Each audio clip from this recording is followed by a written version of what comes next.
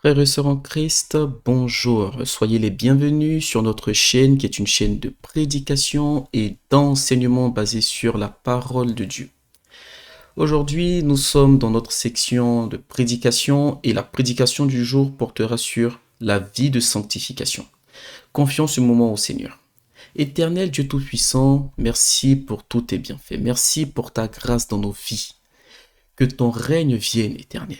Que le cœur de tout auditeur, de toute auditrice soit disposé à recevoir ta parole et qu'elle porte du fruit dans nos vies pour ta gloire. Au nom de Jésus-Christ.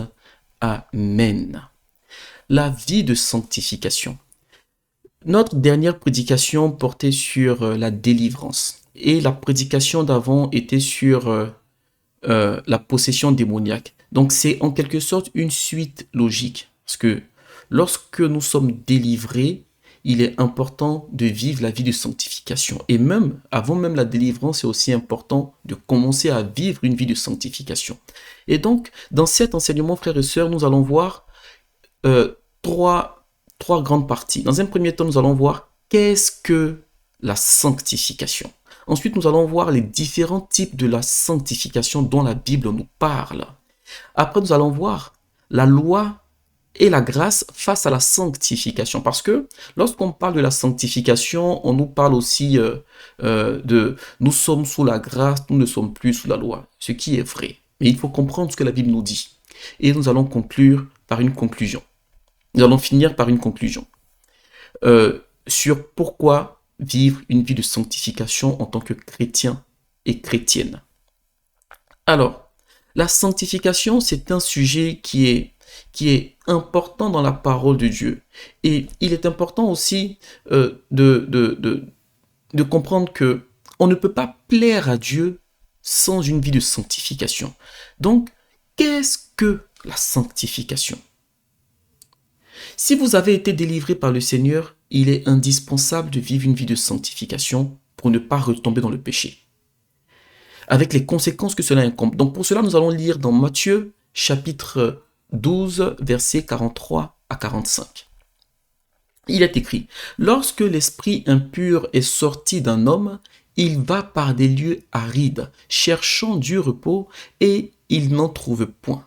Alors il dit, « Je retournerai dans ma maison d'où je suis sorti. » Et quand il arrive, il la trouve vide, balayée et ornée. Et il s'en va et prend avec lui 7 autres esprits plus méchants que lui. Ils entrent dans la maison, s'y établissent, et la dernière condition de cet homme est pire que la première.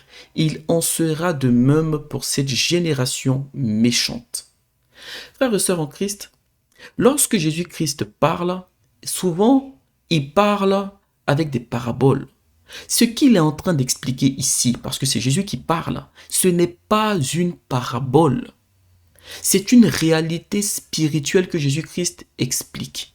Dieu est tellement bon qu'il sait que nous sommes dans un monde physique. Lorsque nous avons été à l'école, tout ce qu'on nous a appris, ce sont des choses qui touchent à notre monde physique. Mais lorsque nous donnons notre vie au Seigneur Jésus-Christ, nous sommes des êtres humains physiques, mais de source, nous sommes spirituels. Ça veut dire que celui qui nous a créés, il est d'abord spirituel. C'est pourquoi lorsque Dieu a créé Adam, Adam était un corps inerte. La Bible dit que Dieu a soufflé dans les narines d'Adam et Adam a pris vie. Donc ce souffle de vie-là, c'est-à-dire que le corps que nous avons, c'est comme une enveloppe et ce qui est dans ce corps, cette âme, ce que nous appelons notre âme, c'est la lettre. Alors, Jésus-Christ explique ici une histoire qui nous montre effectivement que le corps physique est un peu comme un temple. Il est un peu comme une maison. C'est pourquoi la Bible nous dit que votre corps est le temple du Saint-Esprit. Et donc si c'est un temple, c'est un corps, c'est une maison, eh bien, dans cette maison, il y a des habitants. Le premier habitant de cette maison, qui est notre corps, c'est notre âme. Maintenant, lorsque le Saint-Esprit vient habiter en nous, il ne met pas notre âme à l'écart. Il collabore avec nous. en nous. Et donc, dans l'exemple que Jésus-Christ donne, c'est une réalité spirituelle qui montre quelqu'un qui était possédé d'un esprit impur, qui a été délivré. Et il y a tout un processus spirituel démoniaque qui se déclenche pour conduire la personne à être repossédée. Eh bien, cette présence spirituelle en l'homme, à l'extérieur de l'homme, toute cette activité montre que finalement nous sommes dans un monde qui est sous la manipulation des puissances des ténèbres. Et grâce soit rendue, gloire à Dieu, parce que le Saint-Esprit fait échouer beaucoup de plans du diable. C'est pourquoi la Bible dit, il faut encore que celui qui le retienne ait encore disparu. Vous voyez ? Eh bien, cet homme est possédé d'un esprit impur. La Bible dit que l'esprit impur est sorti. Donc, cet homme a été délivré. L'esprit impur n'est pas sorti de son plein gré.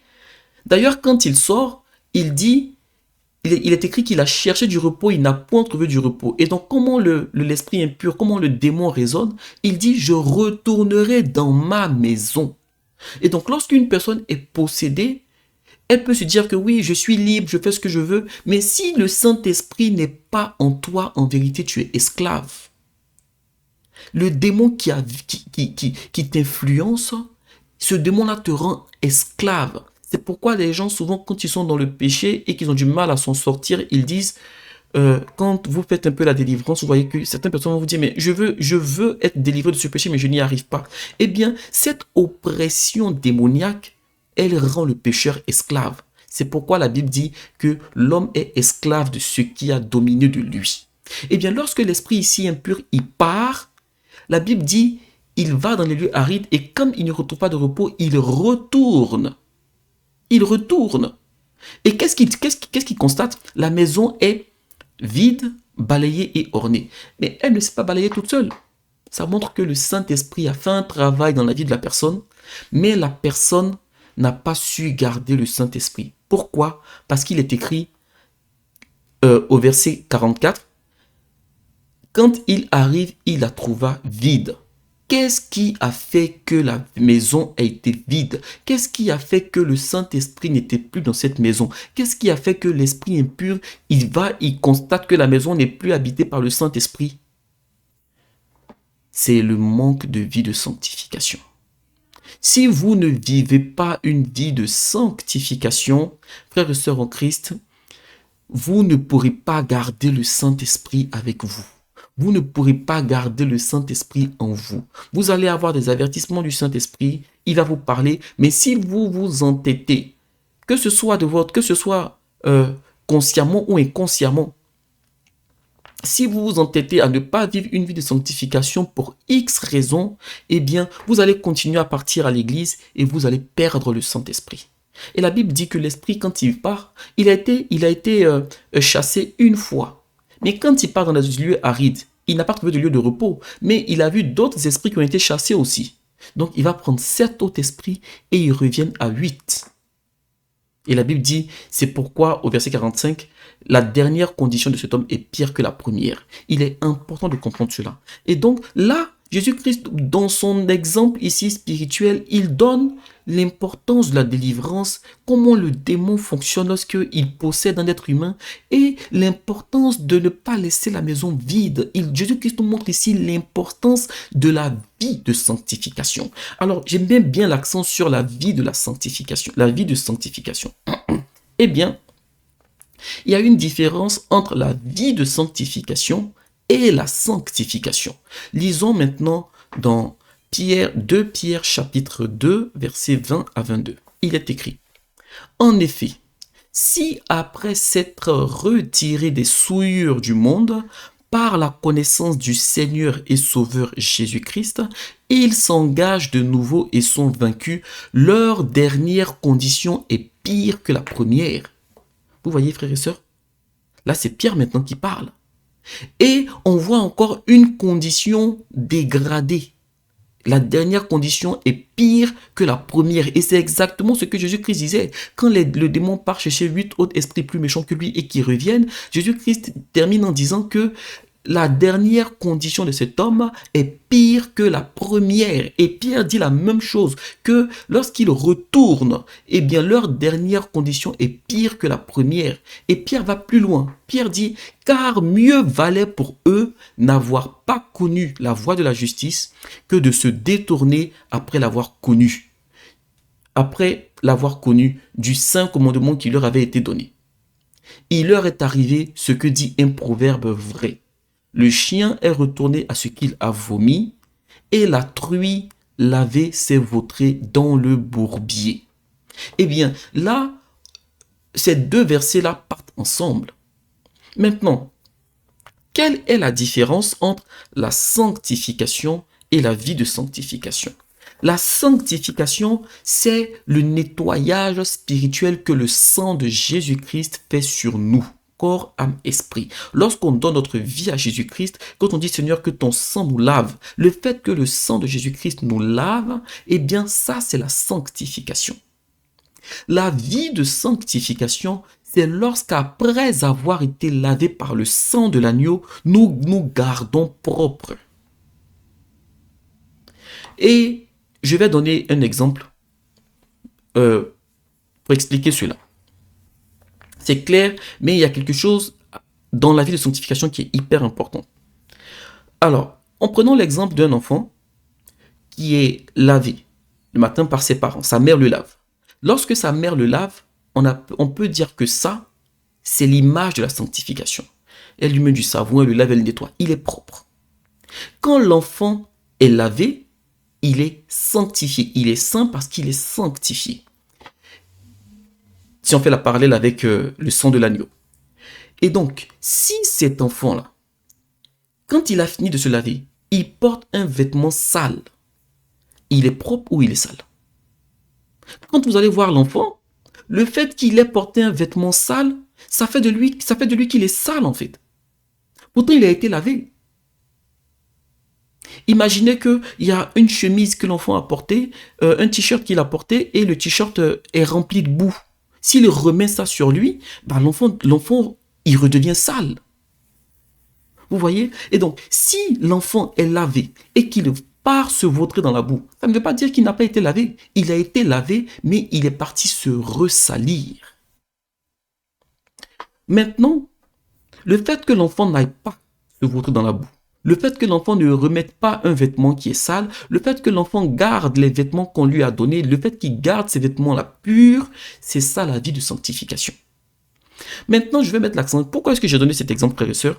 Lorsqu'on parle de vêtements sales, on a l'impression qu'il s'agit du péché, du type de péché qu'on connaît, c'est-à-dire l'adultère, la fornication.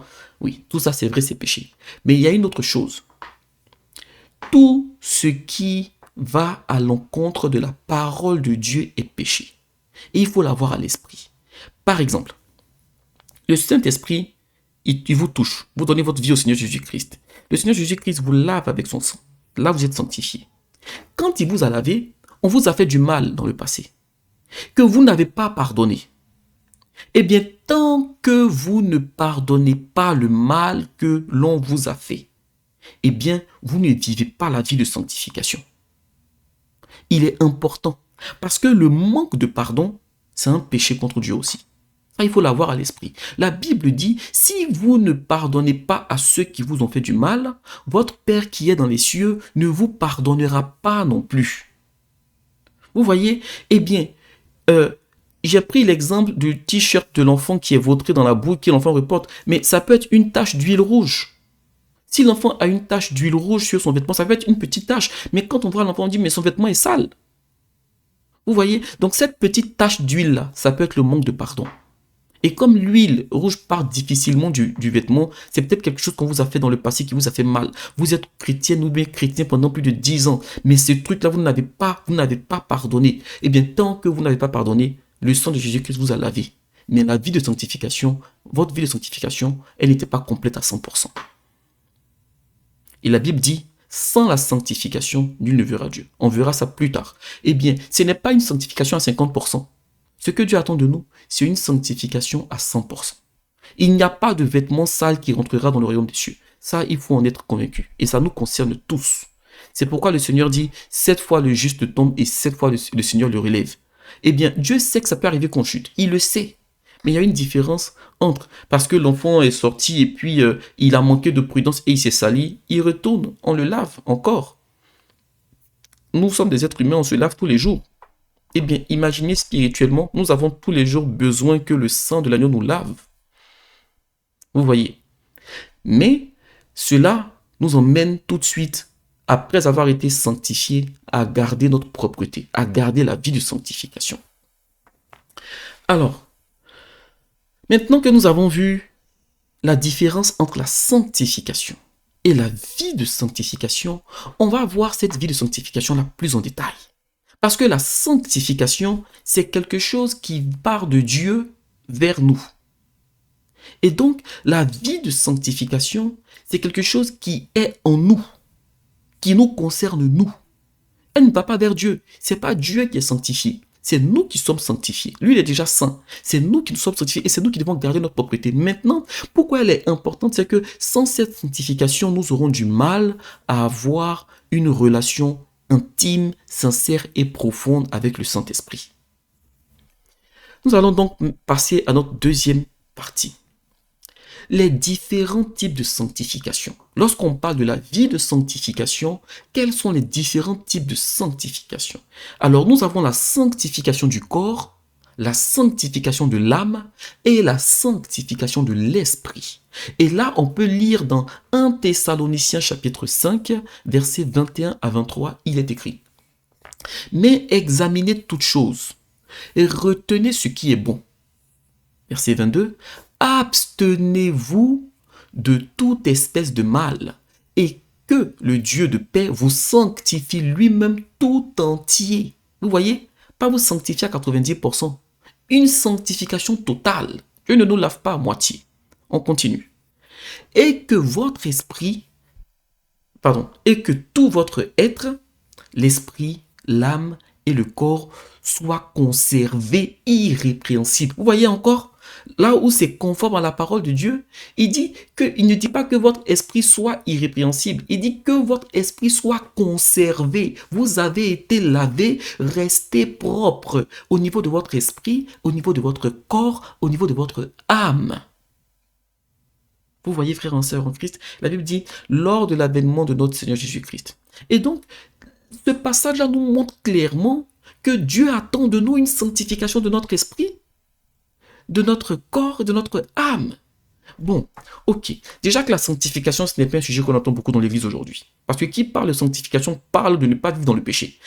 On ne peut pas parler de sanctification sans dénoncer le péché. On ne peut pas parler de sanctification sans dire que ça et ça, c'est un péché. Et quand on dit que ça et ça, c'est un péché, ce n'est pas qu'on condamne les gens.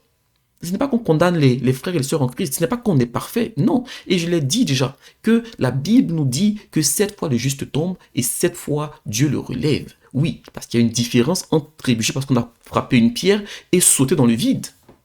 Ce n'est pas la même chose. Eh bien, vivre dans le péché, c'est différent que de tomber dans le péché. Vous voyez, frères et sœurs en Christ? Et donc, voyons maintenant, qu'est-ce que la sanctification du corps? Alors, nous allons lire dans 1 Thessaloniciens chapitre 4, versets 3 à 5. Il est écrit: « Ce que Dieu veut, c'est votre sanctification. C'est que vous vous absteniez de l'impudicité. Et c'est que chacun sache posséder son corps dans la sainteté et l'honnêteté, sans vous livrer à une convoitise passionnée comme font les païens qui ne connaissent pas Dieu. » Là, ce passage, il est clair. Il est clair. Dieu veut notre sanctification. Et l'apôtre nous dit que Dieu veut que nous nous abstenions de l'impudicité, tout type de péché qui touche au sexe. C'est ce que la Bible appelle l'impudicité. Tout dérèglement sexuel, Dieu appelle ça l'impudicité. Et ça fait partie de la sanctification du corps. La fornication ne devrait même pas se retrouver parmi les enfants de Dieu. Ni l'adultère encore moins. Et donc, il y a des choses qu'on entend aujourd'hui qui montrent qu'il manque cette vie de sanctification. Et Dieu nous dit, cette vie de sanctification du corps, elle touche à tout ce qui concerne le corps. Au verset 4, il dit, sachez que chacun de vous sache posséder son corps dans la sainteté et l'honnêteté. Ah oui, on a compris l'impudicité. Que oui, péché, dans l'impudicité, c'est tomber... c'est justement ne pas être dans la sanctification du corps. Maintenant, pourquoi la Bible nous dit que chacun sache garder son corps dans la sainteté et l'honnêteté? Ça veut dire quoi entre nos frères et sœurs en Christ? Pourquoi Dieu nous demande? Ça veut dire quoi garder? On a compris pour l'impudicité, mais ça veut dire quoi garder son corps dans la sainteté et l'honnêteté? Frères et sœurs en Christ, tout ce qui touche à votre corps, même votre tenue vestimentaire. Pourquoi Dieu parle de l'honnêteté et la sainteté? Quand vous lisez au verset 5, il est dit, sans vous livrer à une convoitise. La convoitise, c'est quoi? La convoitise, ce sont les yeux. Vous voyez que là, on est passé du sexe aux yeux. Vous pouvez pécher avec vos yeux. Nos yeux peuvent nous faire pécher. Et ça touche aussi à la sanctification du corps.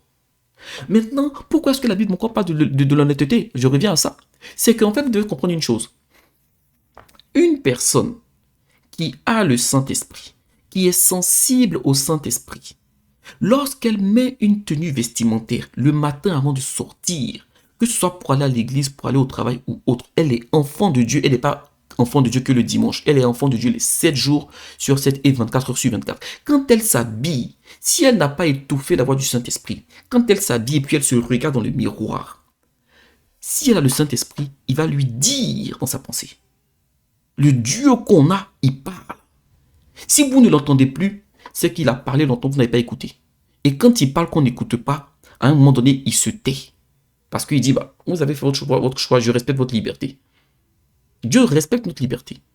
Vous êtes libre de vous habiller comme vous voulez. Mais sachez une chose, Dieu regarde votre tenue vestimentaire. Homme comme femme. Une sœur qui s'habille mal, peut-être que dans les yeux du monde ou aux yeux de ta famille, ils vont dire, ah mais c'est bien la robe que tu as portée. Ou bien même pour aller surtout ça, les chrétiens quand ils vont au mariage. Les chrétiens quand ils vont au mariage. Eh bien, le Saint-Esprit vous parle. Si vous êtes sensible et que vous avez pris l'habitude de l'écouter, à un moment donné, il va vous dire, ma fille, cette tenue-là ne m'honore pas. Eh bien, quand vous allez recevoir cette pensée, que ce soit par la voix du Saint-Esprit, par la voix d'une personne, la pensée opposée va vous dire, oui, mais Dieu regarde au cœur, il ne regarde pas au corps. Si Dieu ne regarde pas au corps, pourquoi est-ce que la Bible nous appelle à la sanctification du corps? Ça montre bien que c'est important aux yeux de Dieu. Même si vous faites ça, que vous n'avez pas de mauvaises intentions, pourquoi la Bible parle d'honnêteté ici, de garder notre corps dans l'honnêteté? Quand votre corps, votre tenue vestimentaire pousse un autre frère ou une autre sœur à vous convoiter, parce que vous vous êtes vêtu de manière exposée, eh bien, votre corps n'est plus gardé dans l'honnêteté. Parce que vous devenez une pierre d'achoppement pour l'autre. Vous voyez. Et ça, c'est valable aussi pour les frères en Christ. On a parlé des sœurs, les frères en Christ aussi. Il y a des tenues. Vous savez que par exemple, une sœur, une femme peut aimer un type d'homme. Et puis quand vous allez venir habiller avec une tenue ou bien débardeur parce qu'il fait chaud pour X raisons, mais votre tenue peut pousser la sœur à convoiter. Il faut faire attention à ça. Il y a des moments où vous êtes bien habillé, ça c'est bien. De toute façon, nous sommes enfants de Dieu, on a la connaissance du bien et du mal. Même il y a des choses même qui sont dans le monde, on ne dit pas aux sœurs en Christ d'aller se voiler. Non, n'allez pas dans l'autre extrême. Nous sommes tous enfants de Dieu, on comprend ce que la Bible dit ici. Il faut être vêtu de façon modeste et de façon sainte. Si vous ne savez pas ce qu'est être vêtu de façon sainte, demandez au Saint-Esprit que vous êtes des enfants de Dieu. Alors, lisons dans Galates chapitre 5, versets 16 à 21. Il est écrit, « Je dis donc, marchez selon l'esprit, et vous n'accomplirez pas les désirs de la chair, car la chair a des désirs contraires à ceux de l'esprit, et l'esprit en a de contraires à ceux de la chair. Et ils sont opposés entre eux, Ici, le mot esprit est écrit avec un E majuscule. Il ne s'agit pas de votre esprit, il s'agit du Saint-Esprit qui vient habiter en vous. Et donc, ce passage-là nous montre clairement que vous ne pouvez pas garder longtemps le Saint-Esprit si vous êtes chrétienne charnelle. Vous ne pouvez pas garder le Saint-Esprit si vous êtes chrétien charnel. Vous avez le Saint-Esprit en vous, mais votre corps n'est pas dans la sanctification. Dans la sanctification du corps, on a le dépouillement. C'est ce qu'il faut comprendre. Dans la sanctification du corps, on a le dépouillement. C'est triste de voir aujourd'hui des gens qui ont grandi dans l'église, qui ont fait 10 ans, 15 ans dans l'église et qui ne sont pas dépouillés. Votre apparence là, vous croyez que Dieu regarde qu'au cœur? Pourquoi la parole de Dieu vous parle de sanctification du corps? L'apparence, elle est importante aux yeux de Dieu. Parce que votre premier témoignage, c'est votre apparence. Parce que oui, vous pouvez évangéliser dans les rues, mais il y a des gens, vous n'êtes pas H24, 24/24 en train d'évangéliser. Il y a des gens qui vont vous voir dans la rue, mais quand on vous voit, tout de suite, on vous met dans une case. Tout de suite. Donc, il est important. Il est important. Je vais vous donner un exemple simple. Vous prenez une prostituée et une fille vierge. Vous les mettez dans une ville où elles ne sont pas du tout connues. Personne ne les connaît. On ne sait pas que l'une est prostituée et que l'autre est vierge. J'ai vraiment pris deux opposés. Et vous mettez une tenue, une mini-jupe qui arrive même au quart de la cuisse, mais très minime. Vous mettez ça à la vierge. Et vous prenez une veste, une tenue, une robe longue et vous la mettez à la prostituée. Si vous demandez à 100% des personnes qui passent dans la rue, entre vous, à votre avis, entre les deux filles-là, qui est la prostituée et qui est la vierge? Les gens vont désigner la prostituée comme étant la vierge à cause de sa tenue vestimentaire. Et la vierge comme étant la prostituée à cause de sa tenue vestimentaire. Les gens ne connaissent pas votre vie personnelle. Voilà. Et ils n'ont pas besoin de connaître votre vie personnelle. Votre premier témoignage, c'est votre apparence. Maintenant, quand vous êtes chrétienne, vous êtes fille du royaume, vous êtes chrétien, vous êtes fils de Dieu, et puis vous êtes habillé mal, pour X raisons, quel est le témoignage que ça envoie? Maintenant, prenez une fille qui n'est pas bien habillée ou un frère qui est habillé de façon exposée, et puis qui va aller, le Seigneur lui dit, bah, je veux annonce ma parole ici à cette personne-là, dis-lui que je l'aime et que je veux qu'elle se répande de ses péchés, que je veux sauver, je veux la sauver. Mais quand vous allez vous approcher de la personne, avant de dire un premier mot, c'est votre physique que la personne voit. Avant de dire un mot. Et celui que vous allez évangéliser, imaginez que c'est une fille. Celui que vous allez évangéliser, imaginez que tout de suite, c'est quelqu'un qui lutte avec des péchés sexuels. Votre tenue vestimentaire peut le pousser à vous écouter. Non pas pour recevoir la parole de Dieu, mais parce que il va vouloir vous draguer après. Vous voyez, ce que nous dégageons, c'est d'abord ce que nous montrons. Maintenant, l'apparence peut tromper. Ça, c'est la deuxième étape. Mais la première des choses, c'est qu'est-ce que vous montrez. Vous voyez? Et c'est important. Alors, ici, si on continue dans Galates chapitre 5, verset 17, la parole de Dieu nous dit, la chair et l'esprit sont opposés entre eux, la chair et le Saint-Esprit, afin que vous ne fassiez point ce que vous voudriez. Ça veut dire que quand vous dites que vous êtes libre, je suis libre, je fais ce que je veux, oui, c'est vrai. Mais en vérité, dans votre liberté, vous êtes soumis à quelqu'un. Soit c'est au Saint-Esprit, soit c'est à votre chair. Et bien, si ce n'est pas au Saint-Esprit, clairement, c'est au diable que vous êtes soumis. Il n'y a pas un milieu. Soit en plaire à Dieu, soit en plaire au diable. Dans tout ce qu'on fait. Au verset 18. Si vous êtes conduit par l'Esprit, vous n'êtes point sous la loi. Or, les œuvres de la chair sont manifestes. Ce sont l'impudicité, l'impureté, la dissolution, l'idolâtrie, la magie, les inimitiés, les querelles, les jalousies, les animosités, les disputes, les divisions. Vous voyez, frères et sœurs en Christ? Là, on est en train de parler des péchés, par exemple, les querelles, les jalousies, vous voyez, les disputes. Eh bien, Dieu met tout ça dans la sanctification de la chair, la sanctification du corps. Toutes ces choses-là, la Bible appelle ça les œuvres de la chair. Vous voyez que c'est très large. Et donc, Dieu, quand il nous sanctifie, il nous donne une tenue vestimentaire qui peut se salir très vite. Et continue au verset 21. L'envie. Ah, il faut s'analyser. Est-ce que je suis envieux? Est-ce que je suis envieuse? Si vous avez de l'envie, vous avez besoin de prier pour en être délivré. Parce que quand vous gardez de l'envie salit votre tenue que Dieu a lavée avec le sang de l'agneau. Votre tenue spirituelle. L'ivrognerie. L'excès de table. L'excès de table. Je ne sais pas si vous avez vu, frères et sœurs, souvent on ne se rend pas compte. Hein. Il y a des péchés comme la fornication, l'adultère, on sait que c'est péché. Mais par moment, l'excès de table, vous ne savez pas, je ne sais pas si on se rend compte en fait. Je vais vous expliquer une histoire rapide. Un jour, je suis parti dans un endroit où on a commencé à manger à 11 heures. À un moment donné, notre sortie de table, il était 17 heures. Et je me suis dit, mais en fait, mais Seigneur, c'est ça l'excès de table en fait. Parce que on a pris, on a mangé, on a grignoté des petits trucs avant midi. À midi, on a pris l'entrée, le plat, le dessert. Quand on a fini, on s'est posé un tout petit peu. Et en causant, après, on a pris des petits gâteaux, des petits bonbons, des petits biscuits. Et finalement, il était 16 heures. On a pris le goûter. Et après, on a pris l'apéro. Et puis, waouh! En fait, à un moment donné, j'avais mal au dos d'être assis. Vous voyez? Et quand on est dedans, on ne se rend pas compte que c'est péché. L'excès de table, c'est manger à l'excès.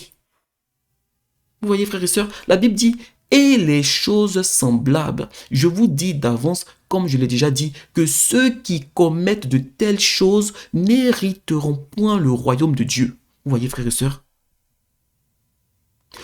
Et là, on n'est pas dans l'Ancien Testament. Hein. On est dans le Nouveau Testament. Quand on va parler de la loi et de la grâce, vous allez voir que le Nouveau Testament nous a mis sous des règles qui sont même difficiles, plus accentuées que l'Ancien Testament. Alors, la sanctification du corps, elle touche donc aussi au dépouillement de tout ça, des œuvres de la chair. Et dans Éphésiens chapitre 4, verset 17 à 24, il est écrit, voici donc ce que je dis. Et ce que je déclare dans le Seigneur, c'est que vous ne devriez plus marcher comme les païens qui marchent selon les vanités de leurs pensées. Vous voyez, frères et sœurs, aujourd'hui, ici, il ne s'agit pas de la démarche, mais de la façon de vivre. Là, on n'est pas dans l'esprit. Là, on est dans la chair. Bon, ok, ceux qui disent que Dieu ne regarde pas le corps, que Dieu regarde le cœur. Si Dieu ne regarde pas le corps, pourquoi est-ce que ça, c'est écrit dans la parole de Dieu? Et il dit ensuite au verset 18, ils ont l'intelligence obscurcie, ils sont étrangers à la vie de Dieu à cause de l'ignorance qui est en eux, à cause de l'endurcissement de leur cœur. L'endurcissement de leur cœur. Je n'ai pas dit, frères et sœurs en Christ, il y a quelques instants, je vous avais bien dit que le Saint-Esprit parle. Mais quand le Saint-Esprit vous a parlé pendant des mois et que vous répondez, oui, mais ça, je vais être religieux si je pense ça, eh bien ça, Dieu regarde le cœur, Dieu ne regarde pas le corps. Quand vous avez rabâché ça dans votre esprit, le Saint-Esprit, il se tait. Parce qu'en agissant ainsi, vous endurcissez votre cœur.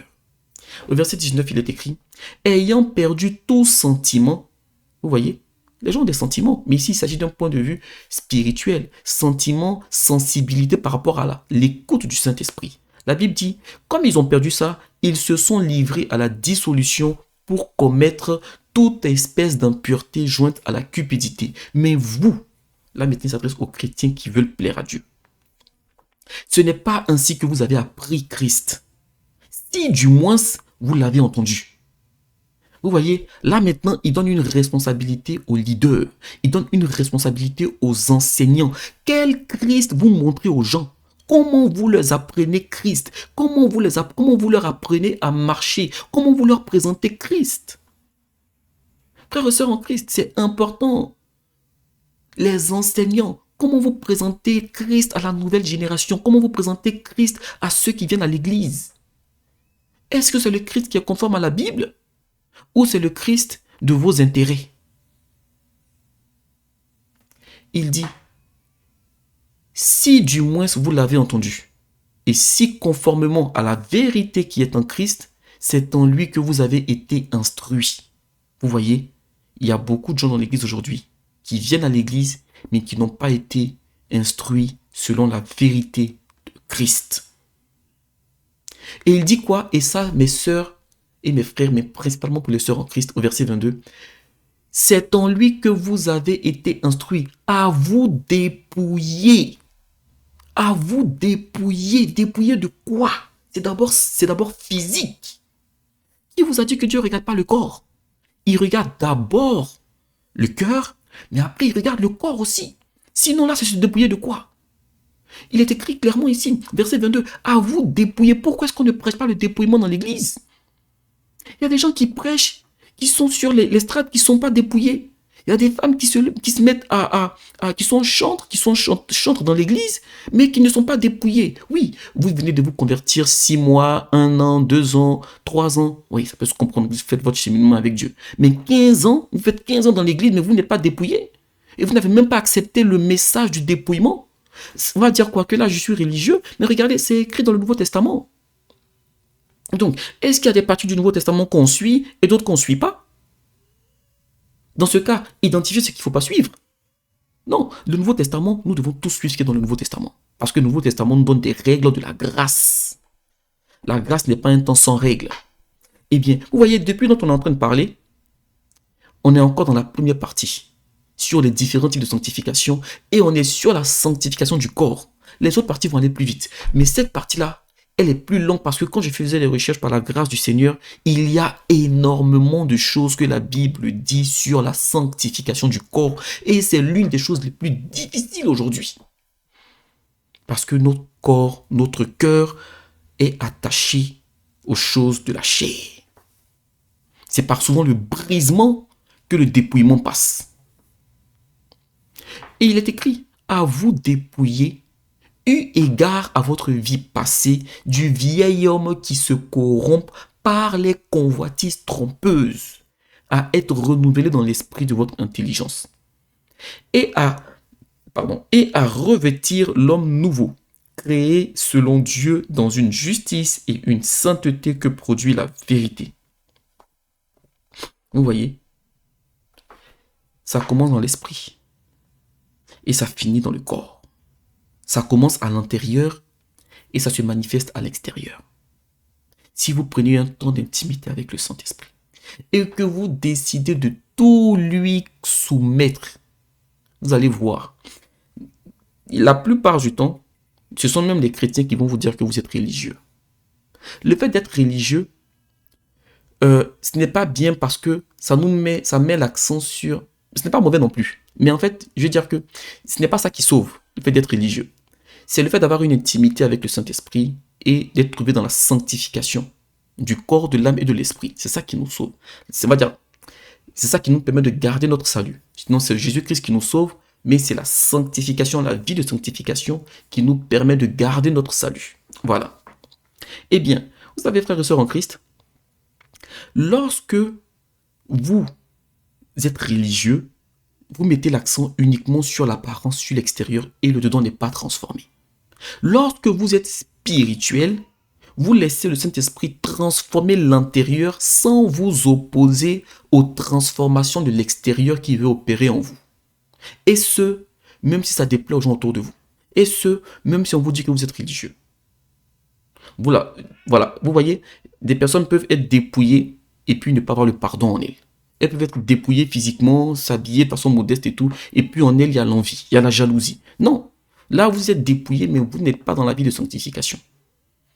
Maintenant, nous allons passer à la deuxième étape. La sanctification de l'âme. Il est écrit dans Deutéronome chapitre 30, verset 19. Je prends aujourd'hui à témoin contre vous le ciel et la terre. J'ai mis devant toi la vie et la mort, la bénédiction et la malédiction. Choisis la vie afin que tu vives, toi et ta postérité. Ok. Pourquoi est-ce que j'ai mis ici ce passage dans la sanctification de l'âme? Qui choisit? Là, je pose une question, frères et sœurs en Christ. Quand Dieu dit choisit, il s'adresse à tous les hommes. Là, c'est vrai que dans ce passage, dans le contexte, il s'adresse au peuple d'Israël. Mais nous le prenons aussi pour nous. Eh bien, qui choisit lorsque Dieu vous parle aujourd'hui et il vous dit choisis? Est-ce que c'est votre corps qui fait le choix? Est-ce que c'est votre âme ou est-ce que c'est votre esprit? Eh bien, Si vous avez répondu l'âme, c'est la bonne réponse. L'âme, c'est l'entité, c'est l'être en nous qui pilote le tout. Je vais donner un passage et on va aller un peu plus en détail par rapport à ça. Ézéchiel chapitre 18, verset 4, il est écrit « Voici, toutes les âmes sont à moi, l'âme du Fils comme l'âme du Père. L'une et l'autre sont à moi. L'âme qui pêche, c'est celle qui mourra. » Dieu est en train de dire ici, pourquoi est-ce qu'il parle du Père et du Fils, pour remettre un peu dans le contexte.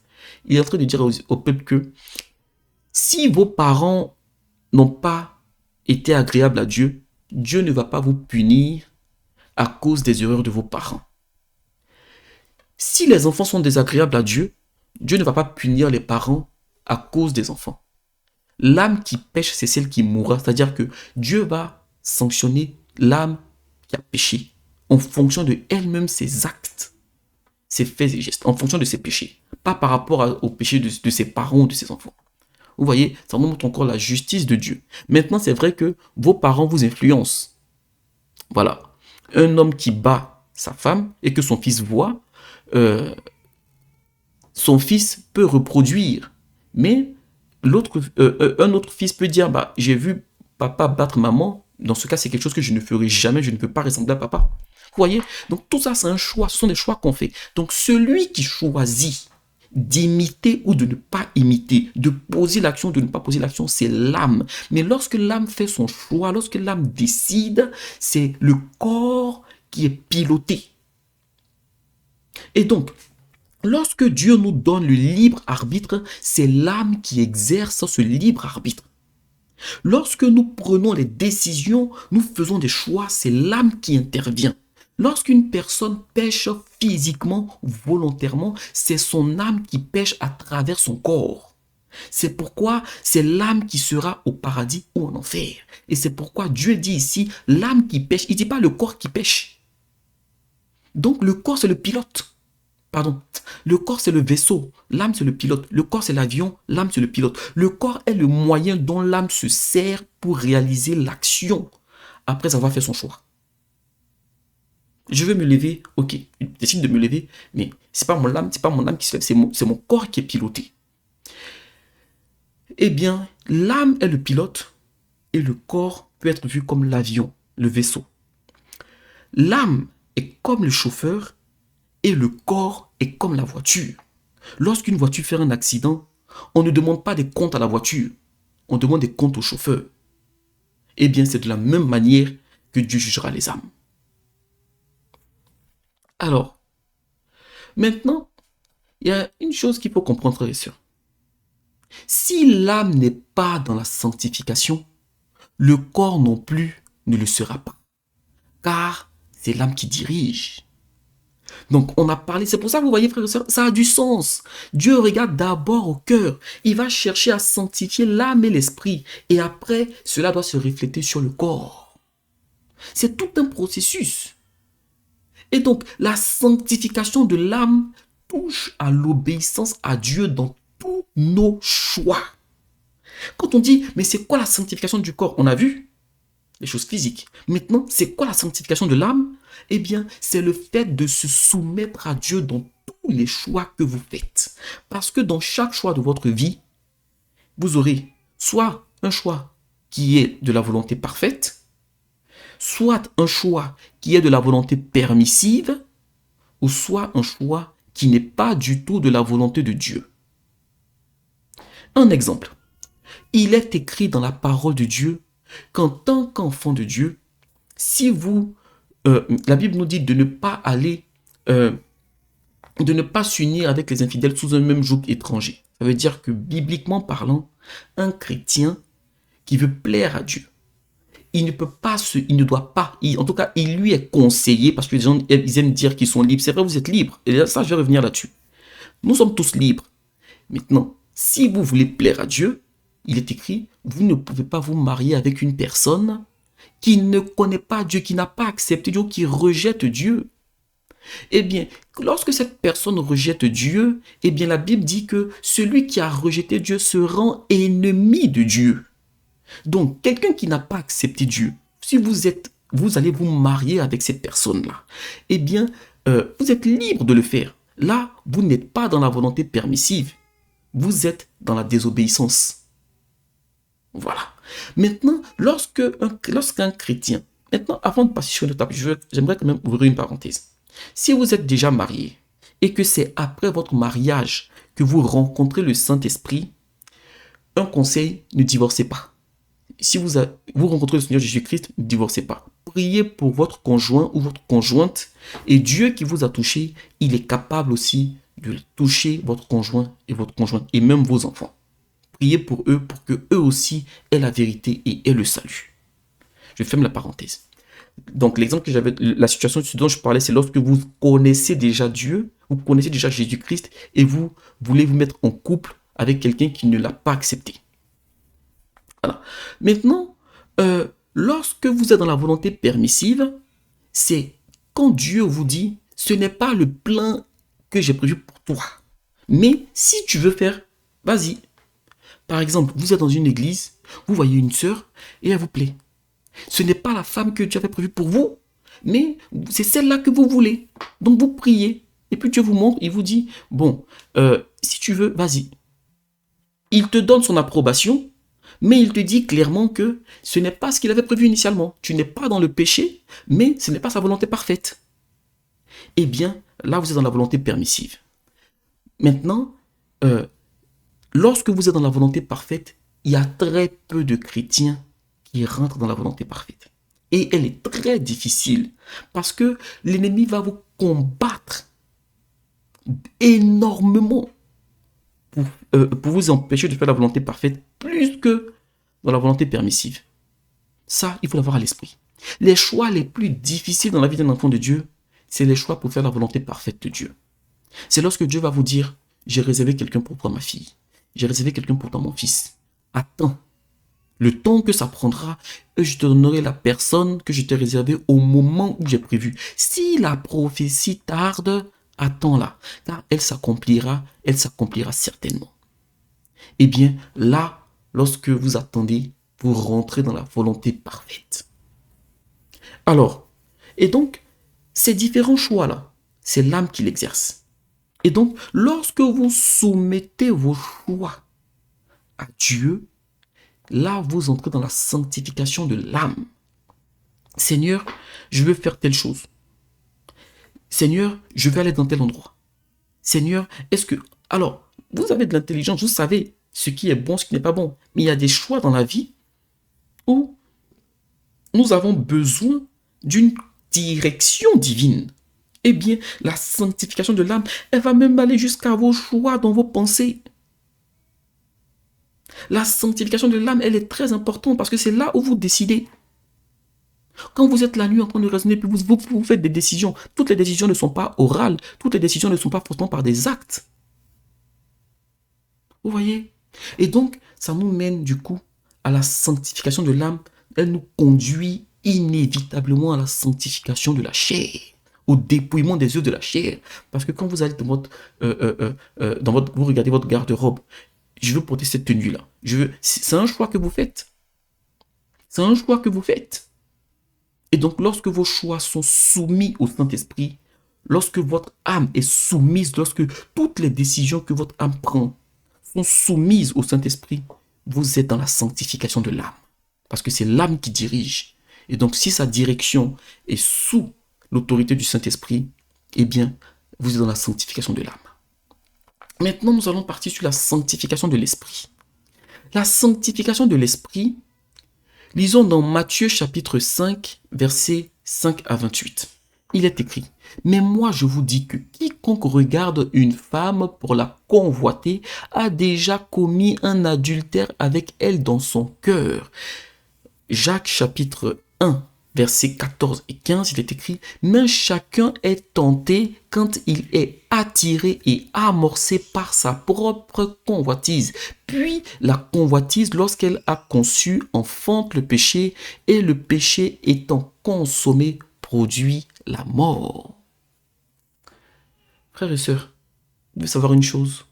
Les yeux sont comme la porte d'entrée pour l'esprit. ce sont les yeux d'abord.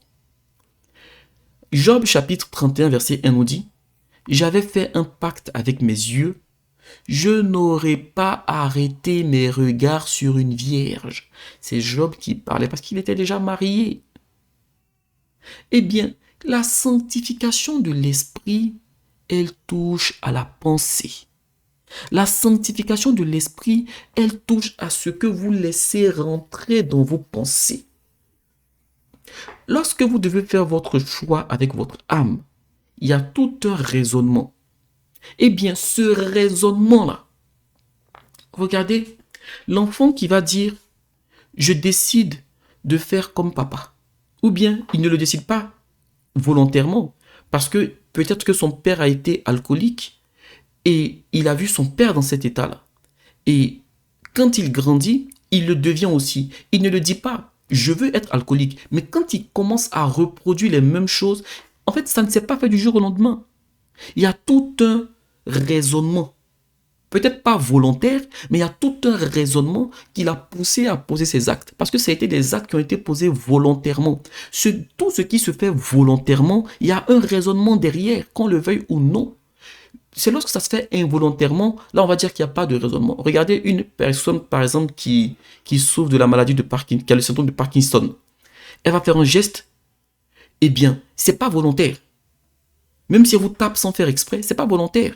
Mais lorsqu'il y a quelque chose de volontaire derrière, il y a un raisonnement. Qu'il soit bon, qu'il soit mauvais. Mais il y a un raisonnement. Eh bien, le raisonnement qu'il y a derrière nos choix, le raisonnement qui pousse nos choix notre esprit, notre âme à décider ceci ou cela, eh bien, c'est l'esprit. L'esprit, c'est quelque part la conscience que Dieu a mise en nous. Imaginez un autre exemple, parce que l'esprit, il est un peu plus difficile à comprendre. Imaginez un exemple où une personne, j'extrapole, je prends un exemple, quelqu'un veut se droguer. Et il reçoit dans son esprit la pensée, mais ne fais pas ça, c'est pas bien, ne te drogue pas. Mais une pensée légère. Même s'il n'est pas chrétien, cette conscience-là, qui lui dit ne te drogue pas, c'est l'esprit. Mais les gens du monde, et même dans l'église, se retrouvent à faire des choses où ils disent qu'ils ont du mal à s'en sortir, ils veulent être délivrés, mais ils n'arrivent pas. C'est qu'au début, c'était facile, parce qu'au début, l'esprit a parlé, l'esprit que Dieu a mis en l'homme. Il conduit l'homme vers ce qui est bien, naturellement. Mais ce n'est pas le bien qui sauve. C'est Jésus-Christ de Nazareth qui sauve. Lorsque le Saint-Esprit vient habiter en vous, la sanctification de l'esprit, il ne vous conduit pas seulement à faire le bien, il va au-delà du bien. Il vous conduit à vous soumettre entièrement à Dieu. Maintenant, pour cela, il faut passer par une vie de bien. Vous voyez? Et donc, le Saint-Esprit, il veut que notre esprit soit soumis, à lui. Lorsque l'esprit est soumis, tout le cheminement, tout le raisonnement qui se fait dans notre être, avant que l'âme décide, l'esprit aide l'âme à décider de se soumettre à la volonté de Dieu. C'est ça la sanctification de l'esprit. C'est pourquoi un enfant de Dieu, la Bible dit quoi? La foi vient de ce qu'on entend. Et ce qu'on entend vient de la parole de Dieu. Pourquoi? Ce que vous allez entendre, ça va rentrer dans votre esprit. Beaucoup de gens ont des blocages dans leur vie aujourd'hui parce que dans leur esprit, on leur a dit, mais vous êtes des bons à rien, vous n'y arriverez pas. Eh bien, ce truc est rentré, ça a tellement été rabâché dans leurs oreilles que c'est rentré dans leur raisonnement. Et donc, ce raisonnement-là, quand le Saint-Esprit vient, c'est pour ça que la Bible dit que nous renversons tout raisonnement. Les raisonnements que nous renversons là, c'est dans l'esprit. Parce que si le raisonnement n'est pas bon, il va faire un blocage pour le choix de l'âme. Lorsqu'il y a une barrière et que Dieu veut que vous traversiez, vous fracassez, que vous surpassez cette barrière, s'il y a un raisonnement dans votre esprit qui a été rabâché depuis votre enfance, eh bien, même si Dieu vous accorde sa grâce, si vous ne décidez pas, Seigneur, aide-moi à renverser les raisonnements au nom de Jésus-Christ, vous aurez des blocages. Vous aurez des blocages. Lorsque Dieu s'est révélé à Gédéon, il a dit vaillant héros. Qu'est-ce que Gédéon a dit? Gédéon a dit, mais je suis le plus petit de la plus petite des familles d'Israël, de la plus pauvre. Et tu me dis vaillant héros? Donc Dieu, il a emmené déjà Gédéon a renversé ses raisonnements. Si Dieu te voit comme un héros, reste humble, mais appuie-toi sur le Seigneur pour croire que tu es capable de délivrer Israël de la main de leurs ennemis. Et c'est ce que Gédéon l'a fait. Et Gédéon est rentré ensuite dans un processus d'obéissance. Donc, lorsque vous voyez qu'on rentre de plus en profondeur, le corps c'est ce qu'on voit, l'âme est dedans, mais encore plus en profondeur, on a l'esprit. Et donc, le Saint-Esprit, il veut aller toucher même jusqu'à ce raisonnement. C'est pourquoi la Bible dit que vous serez transformés par le renouvellement de l'intelligence. C'est votre raisonnement, votre façon de réfléchir. Vous pouvez prier, jeûner, mais à des moments où vous êtes bloqué parce que vous réfléchissez mal. La sanctification de l'esprit, c'est lorsque vous soumettez tout votre raisonnement à la parole de Dieu. Là où celui qui est dans le monde va se dire dans son esprit, je fais ça parce que c'est bien, je ne fais pas ça parce que c'est mal, je fais ça parce que je suis libre. Vous allez voir que c'est centré sur lui. Celui qui est dans la sanctification de l'esprit, dans son raisonnement, il va se dire, il est écrit.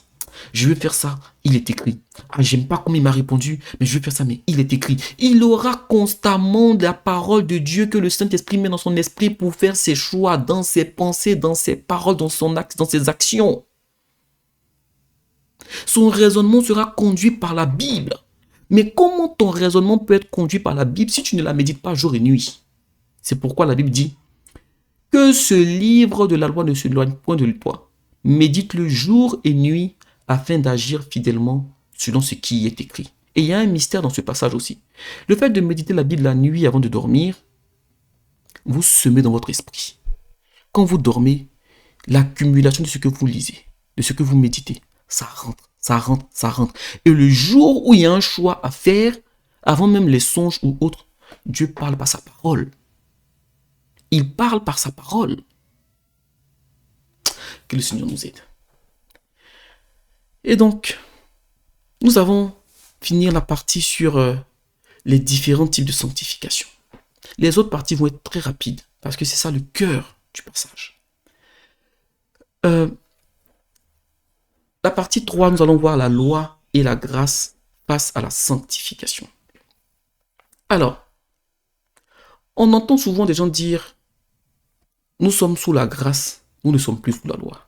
Comme si cela nous donnait le droit de faire ce qu'on veut. Oui, on fait ce qu'on veut, mais il ne faut pas qu'on oublie, derrière nos actions, il y a des conséquences. Alors il est écrit dans Romains chapitre 7, verset 7 à 12, je vais juste lire le verset, je vais lire le verset 7 et le verset 12. Il est écrit, que dirons-nous donc? La loi est-elle péché? Loin de là. Je n'ai connu le péché que par la loi, car je n'aurais pas connu la convoitise si la loi n'eût dit tu ne convoiteras pas, ou tu ne convoiteras point. Au verset 12, la loi est donc sainte et le commandement est saint, juste et bon. Eh bien, frères et sœurs en Christ, je crois qu'il y a eu un enseignement sur la loi et la grâce, donc je ne vais pas trop m'attarder là-dessus. Mais juste pour comprendre une chose, la loi que Dieu nous donne là, elle est juste. Jésus-Christ n'est pas venu abolir, mais il est venu accomplir. Et donc, si Dieu ne nous avait pas dit la convoitise est un péché, on allait convoiter sans même se soucier de quoi que ce soit. Parce qu'on allait se dire, mais qu'est-ce que je fais de mal? Oui, tu ne fais rien de mal avec tes actions. Parce que quand tu convoites, tu ne poses pas d'action. Mais dans tes pensées, celle que tu convoites, c'est peut-être la femme de quelqu'un, et puis c'est pas ta femme. Mais celui que tu convoites, c'est peut-être le mari de quelqu'un, et c'est pas ton mari. Vous voyez, frères et sœurs en Christ, on va se dire, mais on fait rien, c'est juste les pensées. Oui, mais avant qu'un acte soit posé, ça commence déjà dans les pensées. Tous ceux qui ont commis des actes mauvais, ça a d'abord commencé dans les pensées, depuis longtemps. Quand vous voyez qu'un chrétien chute aujourd'hui, souvent c'est quelque chose qui a été préparé, qui a été semé dans son esprit depuis très longtemps, voire des années. Alors, vous savez, frères et sœurs en Christ, il y a déjà dans l'Ancien Testament, on a l'impression, déjà quand nous, dans cette génération, on a l'impression que c'est uniquement dans notre nouvelle génération que Dieu parle de la sanctification. Eh bien, déjà dans l'Ancien Testament, Dieu parlait de la sanctification. Peut-être que Israël ne l'avait pas compris comme nous on le comprend aujourd'hui, mais Dieu parlait déjà. Eh bien, il y avait les préceptes sous la loi, les 10 commandements. Mais dans Lévitique, Dieu nous parlait déjà, il nous montrait déjà une notion de la sanctification de son peuple. Lévitique chapitre 19, verset 2, il est écrit « Parle à toute l'assemblée des enfants d'Israël, et tu leur diras, soyez saints, car je suis saint, moi l'Éternel votre Dieu. » Frères et sœurs, on retrouve quasiment le même verset dans le Nouveau Testament. 1 Pierre chapitre 1, des millénaires plus tard, 1 Pierre chapitre 1, verset 15 à 16. Il est écrit, « Mais puisque celui qui vous a appelé est saint, vous aussi soyez saints dans toute votre conduite. » La conduite, c'est le corps. « Selon qu'il est écrit, vous serez saints, car je suis saint. » Vous voyez, frères et sœurs en Christ, c'est vrai que Dieu est amour.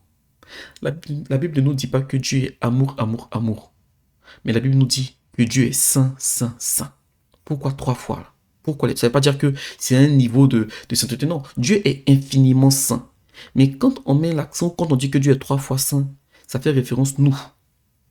On a ce côté de 3 parties, de corps, âme, esprit.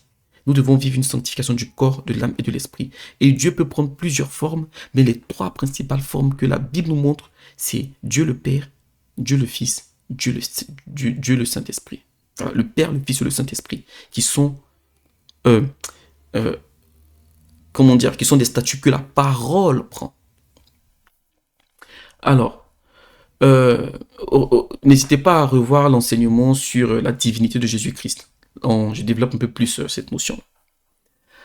Alors, oui, sous la loi, il y avait des préceptes. Sous la grâce aussi, il y avait des préceptes. On les a vus. On les a vus. Et même, il y a un passage même qui vient confirmer que sous la grâce, il y a des préceptes. Quand on commence à suivre des préceptes, souvent on entend, oui, mais vous êtes encore sous la loi, oui, mais vous êtes des religieux. Non, la grâce n'exclut pas les préceptes. La grâce n'exclut pas, quand on dit on est sous la grâce, ça ne veut pas dire qu'il n'y a plus de loi, ça ne veut pas dire qu'il n'y a plus de règles. Non, Dieu nous donne des règles à suivre. 1 Thessaloniciens chapitre 4, verset 1 à 3, il est écrit « Au reste, frères, puisque vous avez appris de nous comment vous devez vous conduire et plaire à Dieu. » Dieu nous aime, c'est vrai. Mais si on se conduit mal, on lui déplaît. Pour plaire à Dieu, il y a une façon de se conduire. Et il continue en disant « Et que c'est là ce que vous faites, nous vous prions et nous vous conjurons au nom du Seigneur Jésus-Christ de marcher à cet égard de progrès en progrès. Vous savez en effet quel précepte nous vous avons donné de la part du Seigneur Jésus-Christ. » C'est Paul qui parle aux Thessaloniciens. Donc Jésus-Christ a donné des préceptes à suivre. Nous allons finir cette partie-là dans Jean chapitre 16, versets 7 à 8. Il est écrit.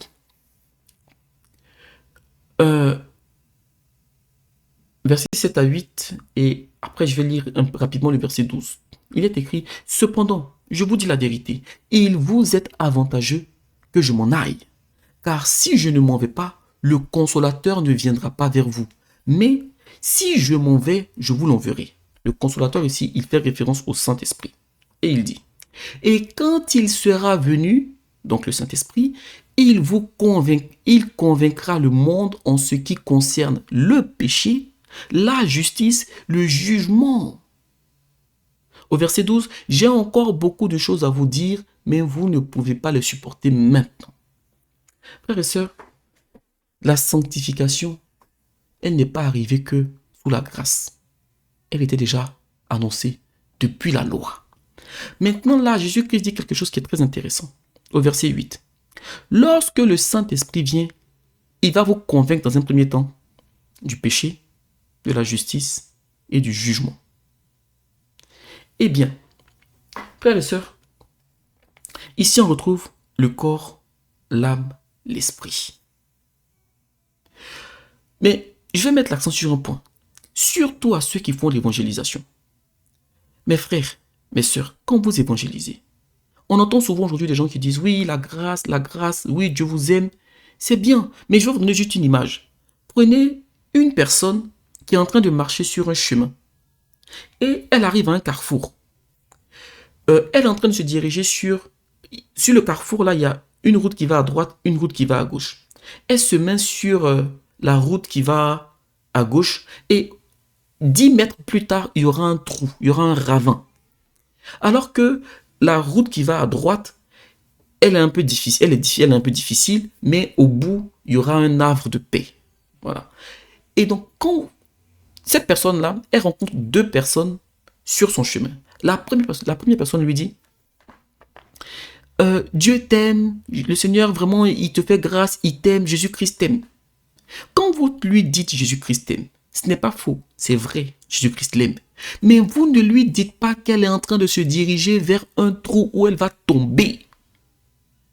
Par contre, si une deuxième personne vient lui dire, tu es en train de marcher sur un mauvais chemin, c'est vrai, Jésus-Christ t'aime, mais tu es en train de marcher sur un mauvais chemin et si tu continues sur cette voie, tu vas tomber dans le ravin et tu vas perdre ta vie.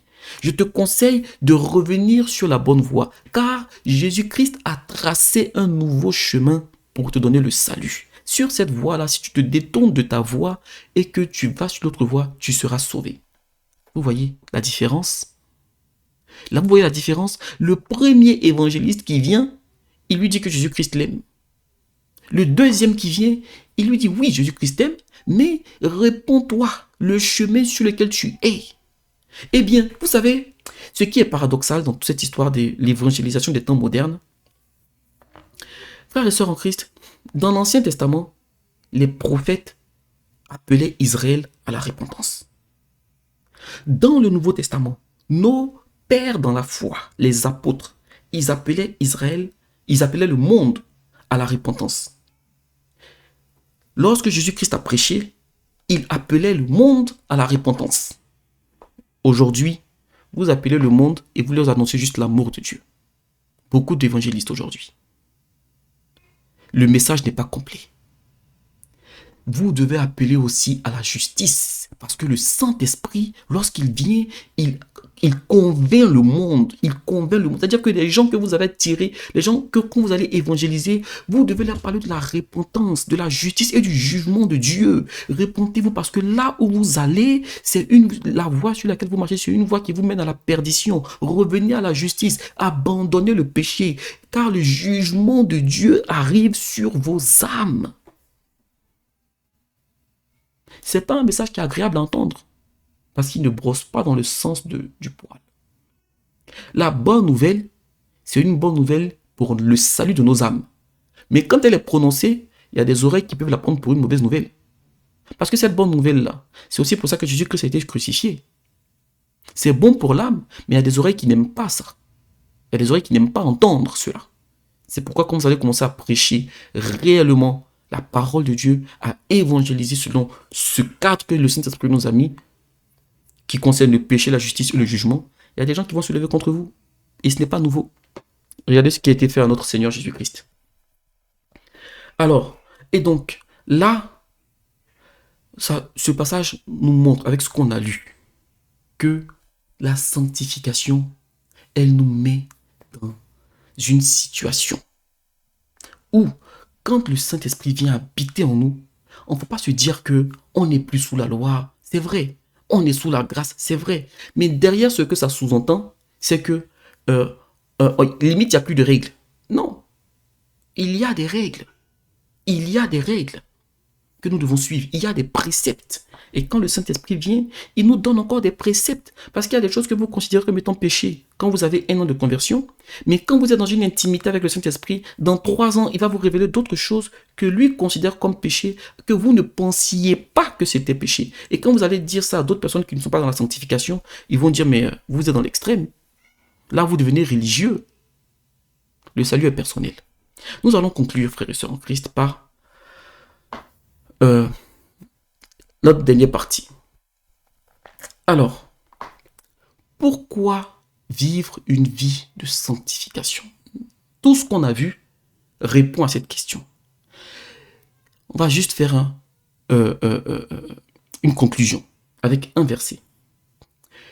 Dans 1 Thessaloniciens qu'on a lu, 1 Thessaloniciens chapitre 4, versets 2 à 4, il est écrit: vous savez en effet quel précepte nous vous avons donné de la part du Seigneur Jésus-Christ. C'est que Dieu veut ce que Dieu veut, c'est votre sanctification. Quand on parle au verset 4, il est écrit que chacun de vous sache posséder son corps dans la sainteté et l'honnêteté. Maintenant, à ce verset-là, ajoutez Hébreux chapitre 12, verset 14. Recherchez la paix avec tous et la sanctification, sans laquelle personne ne verra le Seigneur. Pourquoi nous devons vivre une vie de sanctification du corps, de l'âme et de l'esprit? Si vous ne vivez pas une vie de sanctification complète du corps, de l'âme et de l'esprit, selon la Bible et selon Hébreux chapitre 12, verset 14, vous ne serez pas sauvés. Donc, la vie de sanctification, c'est un devoir pour le chrétien qui ne veut pas perdre son salut. Jésus-Christ nous a donné le salut. Frères et sœurs en Christ, nous devons vivre une vie de sanctification pour garder ce salut. Il nous a lavés avec son sang. Nous devons vivre une vie de sanctification pour garder ce vêtement qu'il nous a donné propre. La Bible dit qu'il vient chercher une église sans tache. Ça veut dire qu'il vit dans la sanctification. Sans tache. Vous voyez, frères et sœurs en Christ, ça ne veut pas dire qu'on ne pêche plus jamais, mais on ne pêche plus volontairement. Si on tombe dans le péché, on demande pardon et on reprend la vie de sanctification. Le juste tombe 7 fois et 7 fois l'Éternel le relève. Nous avons un Dieu qui est merveilleux. Nous allons prier pour la fin. Seigneur, merci pour ton amour, ta grâce dans nos vies. Merci pour cet enseignement sur la sanctification, la vie de sanctification.